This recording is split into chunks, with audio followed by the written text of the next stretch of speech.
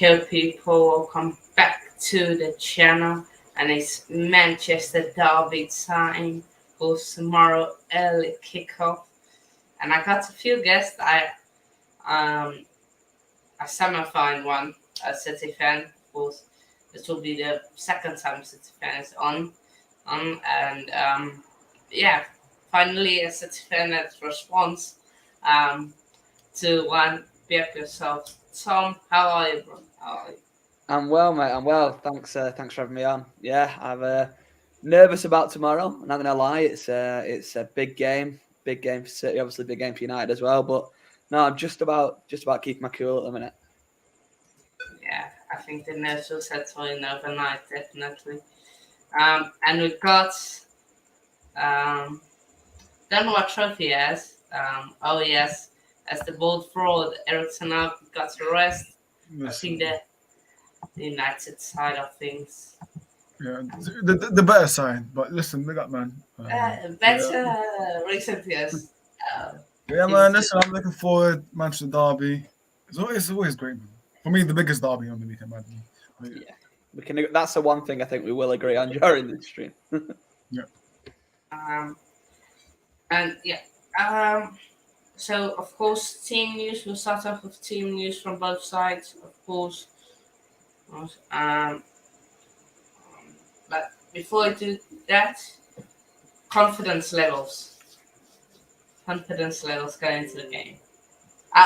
I'm supporting City, so if City, if you don't win, I know. Of I'm course you. you are. Of course you are. I know. Of course you I need to. are. I need to. Now, for me, listen. I know last season, and obviously they got 6-3 this season. But last season, it was a complete mess. It was very toxic last season. I know they were doing Olays at our stadium, and they said as well. But I just think this season, Old Trafford has been a complete fortress. And for me, this is important to see if Tanang has really learned his lesson, because obviously today he came out saying that 6-3 defeat, we took less. We will see if he learned his lesson. But I don't know, man. I'm mixed emotions, 50-50, but I don't know, man. I don't know. I honestly don't know. 50-50. Tom. Yeah, I was talking about it today. Actually, I think this is the first time in the Pep Guardiola era that I'm genuinely worried going into a derby, and that's not to say there hasn't been times in the past. I never liked Derby Day in Manchester. Derby Day is horrible. You win, happy days. The 90 minutes are just excruciating. It's not fun. No one enjoys it. But for the first time, I'm going into the game and I'm thinking I see the two teams going in tomorrow as level. I think both teams. I see it as a 50-50 contest.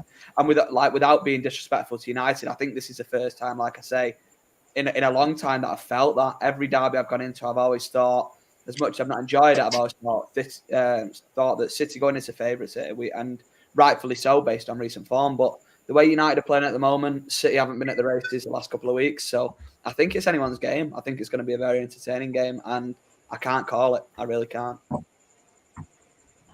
Yeah, definitely. Um, it should be a good game. Yeah, definitely gonna be a good game. And I agree on that point you got there because it's been a while since United have been like the team you were best afraid of. You like we're going to, especially Old Trafford. You guys have had most of your success against United at Old Trafford in recent years, and them having it at Etihad. And but it's a sticky situation of this. Of course, the two um, bold managers going up. I'll say will they be bold in their subs and tactics? We'll see. But team news wise, injuries. Of course, I know the big news for City is John Stones out injured. Um, so yeah, be up yourself, just fan. So Tom, I've started with you, home team. What you saying?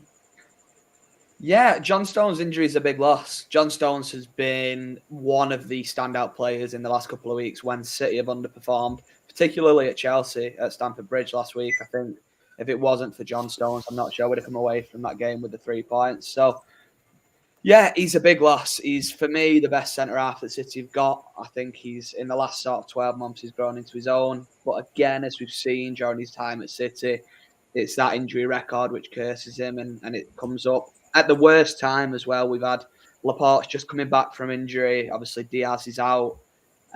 Looks like it'll be Laporte and Akanji starting tomorrow, with, I'd imagine, Ake on the left and Walker on the right. So it's a bit of a makeshift back four. We've chopped and changed a lot this season. We've been forced into changes because of injuries, tactical reasons. So yeah, Stones is a big loss. I'd have loved him in the squad. I'd have loved him in the squad, and I'd have loved him to be starting tomorrow. But I'm confident in the partnership of Laporte and Akanji. I'm not sure if we've seen it in the Premier League yet. I'd have to look back through the games to see if we've seen those two start together. But two good ball-playing centre-halves, probably the two best ball-playing centre-halves that we've got. So, yeah, Stones' loss is a big loss, I think. Any City fan would have wanted him playing tomorrow, but I'm hopeful that Laporte's fit enough, having played, obviously, in midweek to get through the 90 tomorrow. Yeah, definitely. But always United team news. What's the team looking like? Yeah, obviously Tenag's announced that Dalot is injured, so he won't be featuring tomorrow. Obviously, Weghorst hasn't been registered on time. As always mentioned, I like to delay announcements, so it would be nice to see, obviously, get him getting registered, but obviously he's not in time. And unfortunately, that bad injury for Donny van de Beek, who is set to miss out for the rest of the season. Yeah, I saw that in the outs. Yeah, sorry. Yeah. Can you hear me now? Yeah, back now. Yeah. Yes, I don't know what happened there. I think look at Pep what he's trying to do to my wife. What's he trying to do? But yeah, as I said, Donny van de Beek injury, injured for the rest of the season, and Martial, he's gonna have a late fitness test for tomorrow. So yeah, that's all for now. That's all for now. Like, fair enough. But let's talk a bit about City. Of course, you narrowly beat Chelsea 1-0, then slapped us up 4-0, and then dropped It was a points. training ground, you mean? I know it was a training ground for them. Shush. PTSD. Right, you lost to Southampton, of course. You rested a few players like Haaland, and Edison, and you also rested Ake, and so yeah. What's it feel like in the for City right now, and is it maybe? Sorry, I was going to say it's been a strange couple of weeks. Obviously, we saw in that first half at Stamford Bridge that Pep tried this crazy tactical thing that I don't think anyone could have expected the way we'd line up at Stamford Bridge. It didn't work. He changed that. We got the result that we needed. We didn't play well, particularly at Stamford Bridge. I thought we were fortunate to win the game, but it was a big 3 points in the context of the league. We then go to the FA Cup and we played Chelsea off the park. That first 45 looked like we were getting back to what you'd know and what you'd expect from sort of Guardiola's City sides, and what has brought us so much success in the last 4 or 5 seasons. And then you go to Southampton on Thursday and you're thinking, on Wednesday, this is a chance to kick on off the back of Chelsea on Sunday. And then it was abysmal. It was really, really poor on Wednesday. As bad, I think, as I've seen from City since Guardiola's first season when we weren't at the races. So yeah, I mean, you look at that side and you think Gomez, poor, he won't play tomorrow. Cole Palmer's not going to play. Calvin Phillips isn't going to play. So the players that were particularly poor won't be in the starting 11 tomorrow. So I'm hopeful that Pep doesn't overthink it. He just brings out what we know, what works, what we've seen, and what's brought us so much success. I don't think we've seen City play particularly well since the derby at the Etihad. I think that was the last time I watched City this season and thought we looked like a really, really strong team. So yeah, we've been below par. We've not been at the races this year. We're fortunate, in my opinion, that we still as close to Arsenal as we are. I think we could quite easily be sort of 8, 9, 10 points away. So the fact they're still within touching distance of us is a fortunate thing for Manchester City. So yeah, I'm just hoping tomorrow we see Pep go back to his tried and tested, play the way we play football, get the players where they know how to play. And yeah, hopefully go out there and go toe to toe with United. It's not going to be an easy game, but I think if we go out there with the right starting 11, if we have players playing where they know how to play, then we've got every chance. Yeah, definitely. And of course, Cancelo seems like he's been further out. What's the situation of him? Of course, also didn't have a good World Cup. Was falling out again with Luis Enrique, or not Luis Enrique, Fernando Santos. Sorry. What's going on, Cancelo? Honestly, I'm not sure. I'm not sure what Cancelo's issue is at the moment. Even prior to the World Cup, he didn't look great. He had that clanger against Liverpool when Salah got in behind him and scored. And I think Cancelo's issue is he was so good last year as a left back, and he was so good playing that inverted role where he drops into midfield and gets the ball, that we kind of forgot that we signed him as a right back, and he is a right back by trade. And then you look at Walker's aging, and you're looking at Cancelo as the obvious natural replacement in that right back role, and we try him on the right. And I think, for me personally, he's so much better as a left back. I don't see the need to try and incorporate this right back role, especially not in the way he plays in Guardiola's system. So, but then you go to Chelsea and he starts him as a right midfielder. We go to Southampton, he starts him as a right back. I think Cancelo's a form player. He's a player who'll go through a spell of games where he'll be untouchable. He'll go for a spell of games where he'll drop off a little bit. So I think keep him as a left back. We don't need to try and change it around. We know what he's capable of. We saw how good he was last season on that left hand side, and just keep him there. There's no need to try and force his move back to a right back. We've got Kyle Walker, who's been hit and miss this season.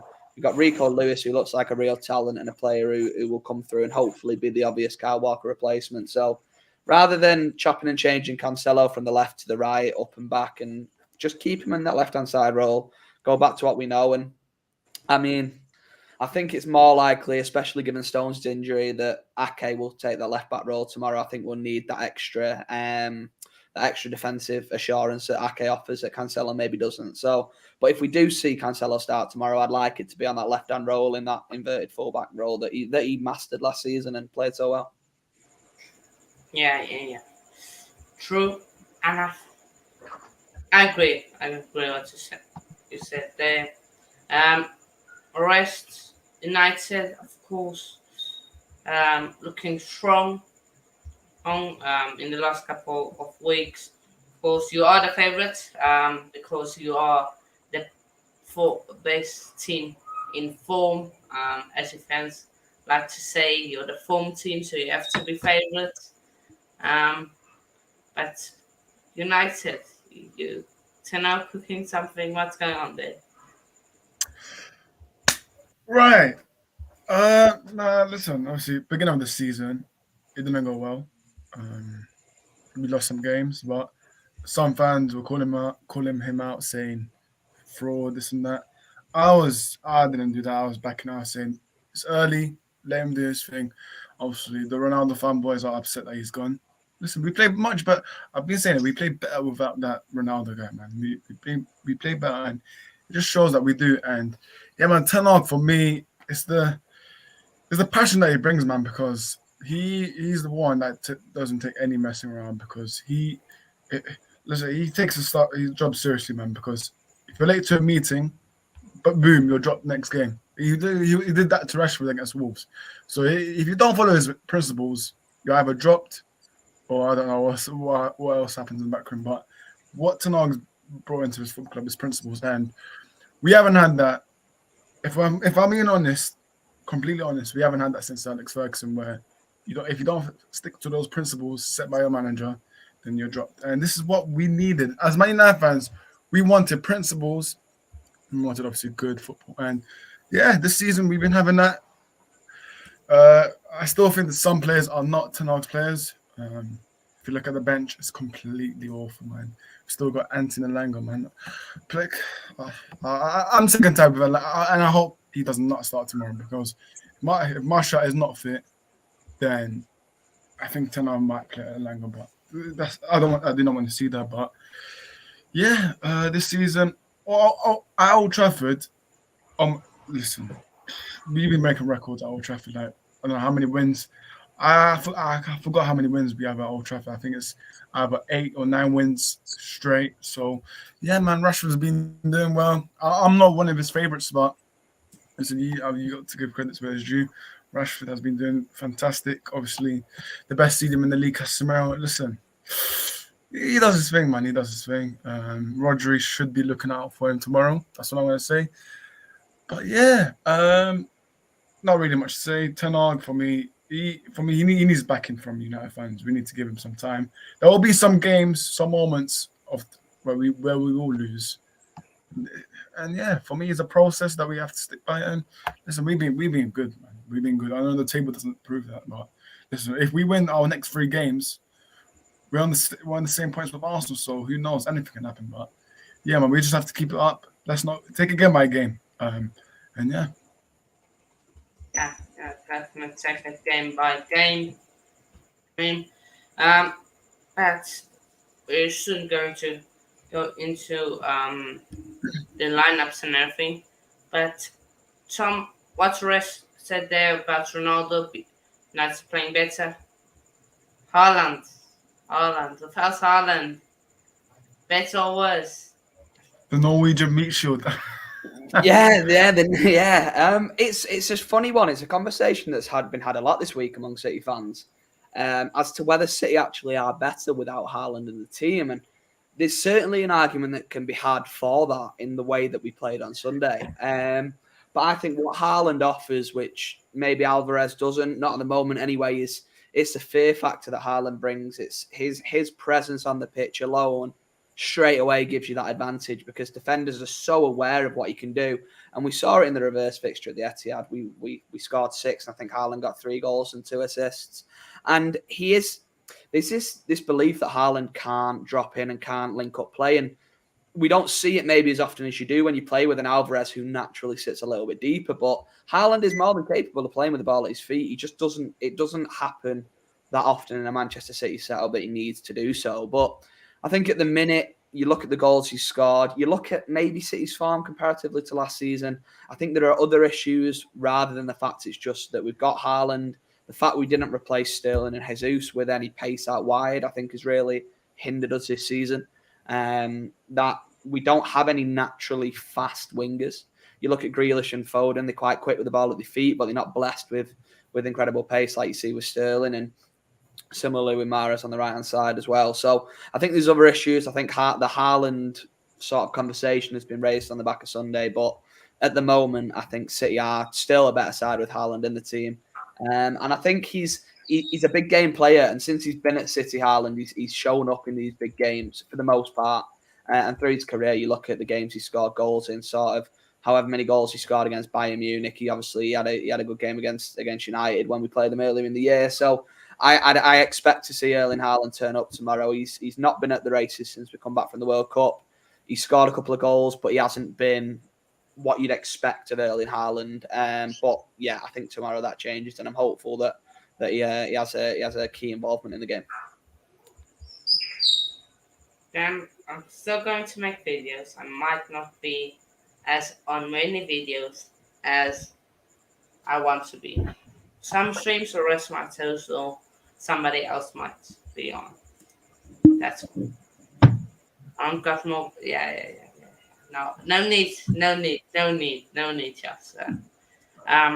But we'll quickly go into the lineup. Listen, who's Haaland, man? Who's Haaland? Because tomorrow, yeah, we're gonna. Who is Haaland, man? Like, I know United fans before. Do you remember the last time you United? I was gonna mention that. I know. Don't worry. Like City, what they go to do against us? Ten Hag will want revenge, but listen, Haaland, mate. I'm not afraid of Haaland, man. If flipping, what's his name, Ben Godfrey can make Haaland quiet, then we'll go on to the lineups. We'll start off City. So I've already put in a few players I think they're going to start. course, Haaland up top, Bruyne, Rodri, Ake, Walker. You think Ake will play left back? I don't think so. Yeah, Ake left back. Because And, if he plays left back, then Rashford, I think he would. Rashford on his form right now. I don't know what you can do. Arguing switch his name, yeah, and see that. But let's fill in the other position, centre back. For me, I think it'd be Akanji and Laporte will be the two you'll see at the centre half roles tomorrow. I don't think we've got much of the choice, to be honest, with the way the squad's shaping up. So I think you see Akanji next to Walker and then Laporte on that left hand side of Ake. I mean, it's very much of a muchness, but that's what I'd go for. Okay, let me just. Rashford is licking his lips, man. Okay, then Akanji. How's Laporte been this season, by the way? Because I've seen a lot of City fans, they've been praising him highly, and then some he's saying he's been average. So I don't know, man. What's that with Laporte? Sorry. Yeah, Laporte.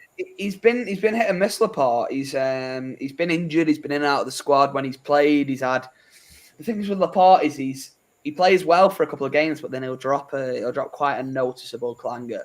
And I think more than anyone, I think Laporte is the centre half that we've got in the squad that has that in him, where he'll just misplay a ball or lose his man or whatever you more than you see from Diaz, Akanji or Stones. So yeah, he's been okay. I still think he's got he's the best ball playing centre half we've got, and tomorrow against United, who will sit naturally a bit higher, I think Laporte's passing range will be important for Manchester City. So.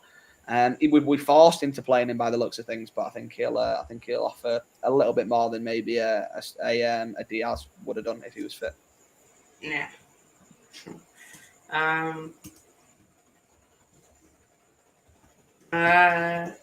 So yeah. We'll do De Bruyne. Who goes next into him? I think for me, Bernardo Silva slots into that central midfield role. We've seen Bernardo Silva's record at Old Trafford's fantastic. The man loves a goal at Old Trafford. We've seen it on numerous occasions, and again against a team that are gonna have more of the ball than other teams. They're gonna sit higher. His work rate is almost a necessity for Manchester City. I've been a big talk. I've talked up Gundogan a lot in recent weeks with his importance to sort of slowing the game down, but I don't think there's a way of slowing the game down tomorrow. I think we're going to see high intensity. I think it's going to be end-to-end. United's high press and the way that they're going to counter-attack. It's just going to be an absolute whirlwind from end-to-end, and you need Bernardo Silva in the middle of the park for that to help try and slow that down and break up when United do get the ball. Or let's just check the private chat. Right wing. For me, I've been torn with my front three. I think we'll see Riyad Mahrez back into the squad. I think Riyad Mahrez will come in. He's been in form. He's been among the goals. He got obviously a couple against Chelsea in the FA Cup and a goal against Chelsea, of course, in the league. So he's another one of those form players who I think when he's on it, you've got to give him the nod. So I think Riyad Mahrez starts down that right hand side. Yeah. And left wing. I'm gonna go with Phil Foden. I think it'll be Phil Foden who'll get the nod tomorrow. Wouldn't be surprised to see Jack Grealish back in there. Pep's been fond of this Jack Grealish and Riyad Mahrez partnership in recent weeks, and obviously them two changed the game against Chelsea. So Foden or Grealish, I'm giving the nod to Foden. I hope it's Foden, but yeah, I wouldn't be surprised to see Grealish either. Yeah. And do you think maybe switching back to the wingers? Of course, I think it was Foden and Grealish you had in the reverse picture. That could maybe play a role in Pep's mind. Yeah, potentially. I thought Grealish had a very good game when we played United at the Etihad. Again, didn't get himself on the score sheet, but he caused problems. And Pep's been fond of Grealish this season, but I think Mahrez just has at the minute we're lacking goals. We're not scoring at the rate that we usually do, and Mahrez is one of those players who's got form with the ball at his feet in front of goal. So I think in a game that will be tough. I think on the flip side, Grealish offers more defensively. I think you see Grealish get back more than Mahrez does, so that might be a factor that'll play into Pep's mind. But yeah, wouldn't be surprised to see Grealish Foden, but I'm going to just edge with Foden Mahrez for tomorrow. Okay. So rest is United lineup. Yeah. There So you go. Show okay. one. Listen, don't look at the right back because he has to start tomorrow because they're not injured. But I've gone with De Gea in goal, Wan-Bissaka, the butcher of Manchester, Martinez, obviously Varane. Listen, the thing is with Varane, yeah, he's been solid, yeah, but I don't know, man, because It's not Champions League run. the 6-3, yeah, he came off like after when we could see like 4 goals, so he came. So Varane, hopefully you don't pull muscle. I don't know, maybe he's scared because he know what Varane will start. So Luke Shaw, Luke Shaw been unbelievable by the way, but so again, I'm not his massive fan because for me he's been there for way too long. But Luke Shaw, see Casemiro. Listen, Casemiro for me, I don't know, man. He's just too good. Like last season, I was watching McTominay and Fred. Yeah, I was having nightmares watching both of them, and now got a proper CDM in. Obviously, Eriksen for me. It was a tough one. It was actually a tough one because Eriksen, I don't know, because recent games, he's actually looked a bit fatigued, man. He's way too tired with Eriksen, but I do think he will start. And then obviously Anthony, that superb goal he's got at Etihad will start, hopefully. And then Bruno, Rashford, and hopefully Martial is available to play. And Hannah, mate, João Phoenix. Please, not talking about Anthony when you got João Phoenix. You get a red card on his debut.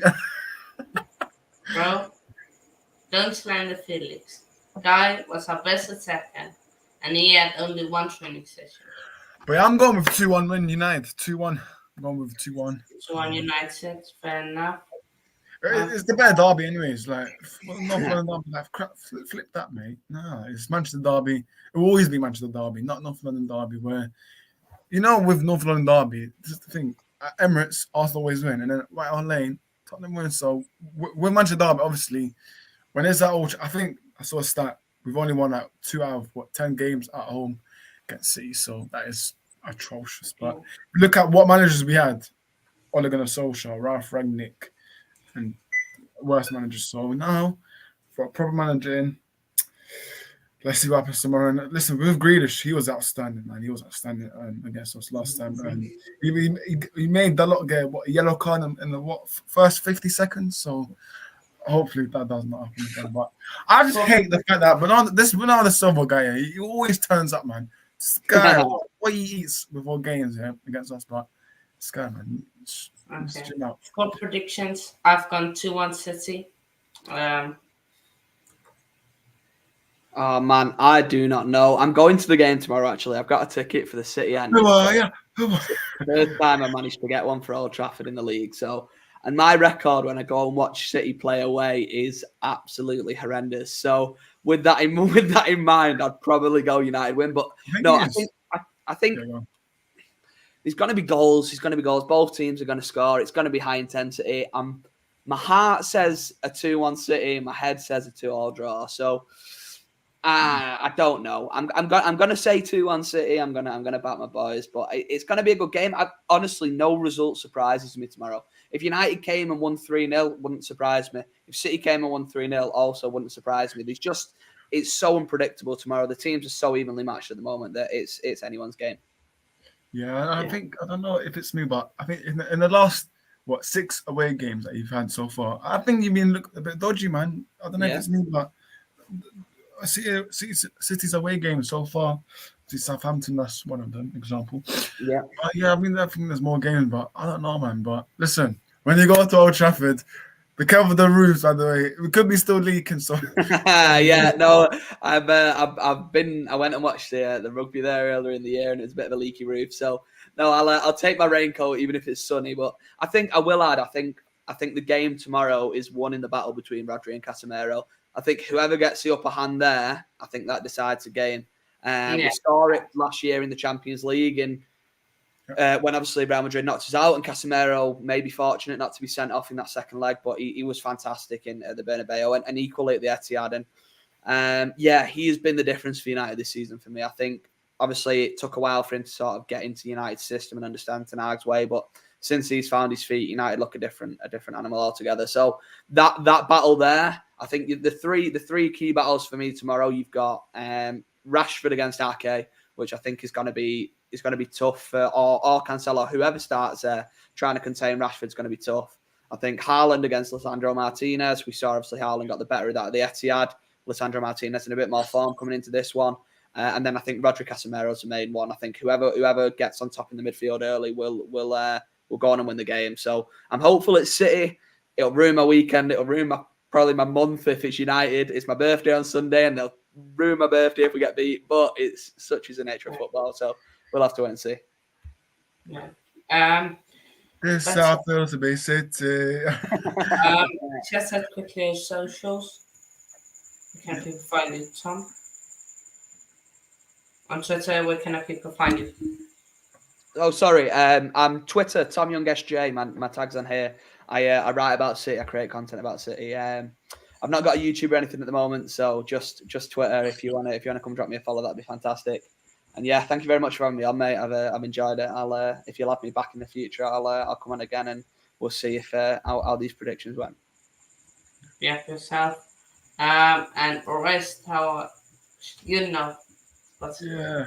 Yeah, you know what to find me. But listen, I'm a bit surprised because people in the comments, you guys should be thanking Hannah for actually finding a City fan, because right now it's very, very hard. But so obviously you can find me on YouTube.